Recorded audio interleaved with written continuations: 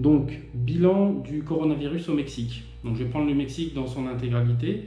Il y a 120 millions d'habitants, 1000 tests qui ont été effectués et 118 cas de recensés. Sur ces 118 cas de recensés, pour l'instant, il n'y a eu un seul décès, un homme de 41 ans diabétique. Pour la péninsule du Yucatan, Quintana Roo, on a eu 62 cas suspects, il y en a 39 qui sont négatifs, 17 qui sont à l'étude et 6 qui sont avérés. Sur les 6 qui sont avérés, je n'ai pu trouver des informations sur 2 personnes. Donc je sais que les 6, enfin je sais, il y a une source, hein, c'est un médecin responsable de la santé dans le Quintana Roo qui donne ces chiffres. 2 sont à Cancun. Ils sont placés à l'isolement dans un hôtel près de la Plaza de Toros. Les 4 autres, on n'a pas d'informations. En revanche, on sait que les cas positifs ont été mis à l'isolement. On n'en a que 6 pour toute la péninsule du Yucatan. Et comme je vous le disais précédemment, 118 cas pour l'intégralité du Mexique. Donc pour les mesures qui sont prises pour lutter contre le coronavirus, pour l'instant, il faut admettre que les mesures sont loin d'être aussi drastiques que ce qui a été pris en France, aux États-Unis, en Allemagne, au Canada, enfin, dans beaucoup de pays européens et d'Amérique du Nord. Les mesures sont pas, ils n'ont pas été au max, quoi, hein, on va dire ça. Je pense qu'ils sont dans le fait de ménager un peu la chèvre et le chou. Sur l'économie, le tourisme, c'est un peu compliqué. Pour l'instant, dans les mesures qui ont été prises le 20, 21 et 22 mars, le site de Chichén Itzá va être fermé, mais il y aura d'autres sites archéologiques qui vont être fermés également.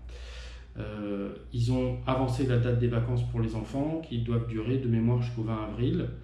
Le renforcement du nettoyage et de la désinfection dans les bâtiments publics.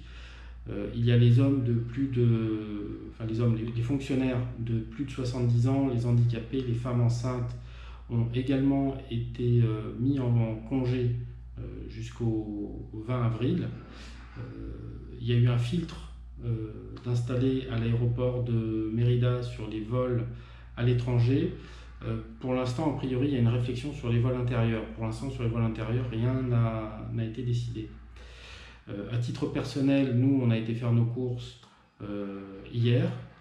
On prend des précautions, on se tient à distance des gens, on ne touche pas des choses dont on n'a pas besoin de toucher, on n'a pas fait de réserve, on n'a pas pris 10 kg de pâtes et 20 kg de riz. Donc on a fait comme d'habitude.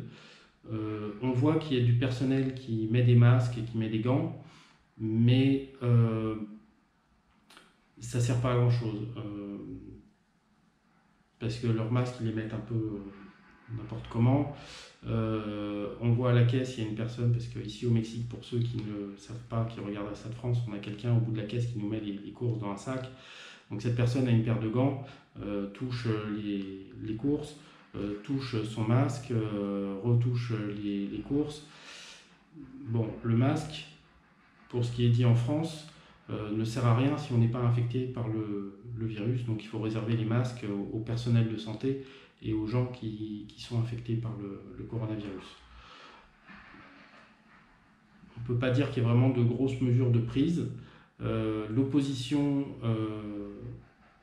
au Mexique réclame un confinement, mais pour l'instant, ce n'est absolument pas d'actualité. Donc voilà pour le coronavirus actuellement au Mexique et dans la péninsule du Yucatan. Donc excusez-moi pour les approximations, les regards fuyants quand je regardais mes notes. J'ai improvisé cette vidéo parce que je trouvais qu'il n'y avait pas assez d'informations. Beaucoup de gens se posent des questions sur les groupes Facebook.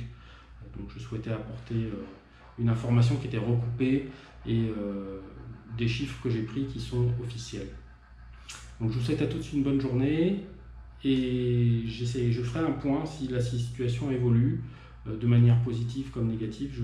Je vous referai une vidéo sur ce sujet. Bonne fin de journée à tous.